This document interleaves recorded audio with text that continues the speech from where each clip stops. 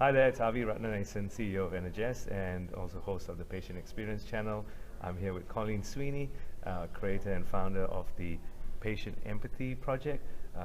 Colleen is really one of the world-renowned experts on what patients fear in the hospital journey and the whole patient experience. So very lucky to have her here at the Beryl Institute conference.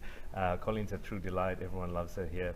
And I wanted to ask Colleen, with all her experience, being an expert on fears in healthcare, how do you actually operationalize understanding patients' fears during their healthcare journey?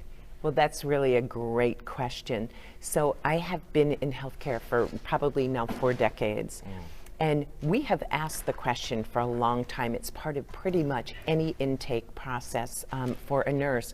But we used to ask it like this. So on paper, years ago, we would ask patients, any allergies, any concerns, and we would move on. Yeah. And of course, almost everyone says, no concerns. So it's all about the way that you ask the question. It's about the way that you lead up to the question. It's about the relationship that you build. You don't ask it right off the bat. They have to trust you in order for them to share what their biggest concern is. And so there's been a couple ways that we've done it. You can most definitely do it low tech. And we have done it low tech using communication boards in rooms. So there's a place where every patient's major concern has been written on that board. Right. And it's amazing because we think that what patients' biggest fear or concern is going to be something huge, usually something about their clinical condition, when many times it's about an obligation they have made to a family, a friend. It's about a pet at home. Yeah, right. It is many times not at all related to their diagnosis, prognosis, or the reason they're hospitalized. Wow. Yeah. And that is what we find.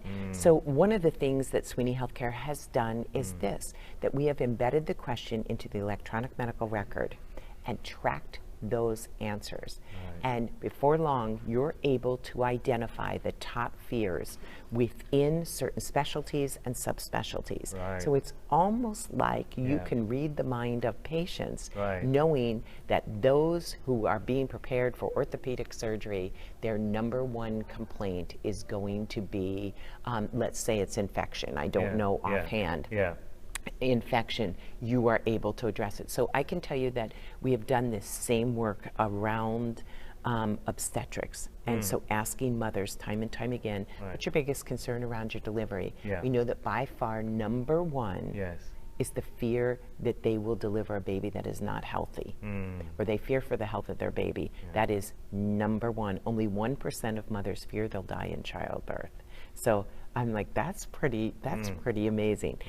And everywhere in between that is things around breastfeeding, around caring for their baby. But if we know that #1 is the health of their baby, we can address that before we even ask the question. So by finding out, when you find out electronically, you have all of that information at your fingertips, and it's like you've gotten inside the mind of the patient before they've ever spoken. So is it the doctor's job or the nurse's job, or whose job is it to ask that question? Because it's not always the primary question. Usually, being from a doctor background, we always ask about the medical side, not the concern side from a patient-centered perspective. Whose job is it to ask that question? Or who should routinely ask that question? That is a great question. I believe that it is everyone's responsibility. I believe the physician should ask that question, and I believe that it should be well documented so the entire team will know. If it's the nurse who does the first assessment and they have a relationship with the patient, I believe that they're the ones that should be asking the question.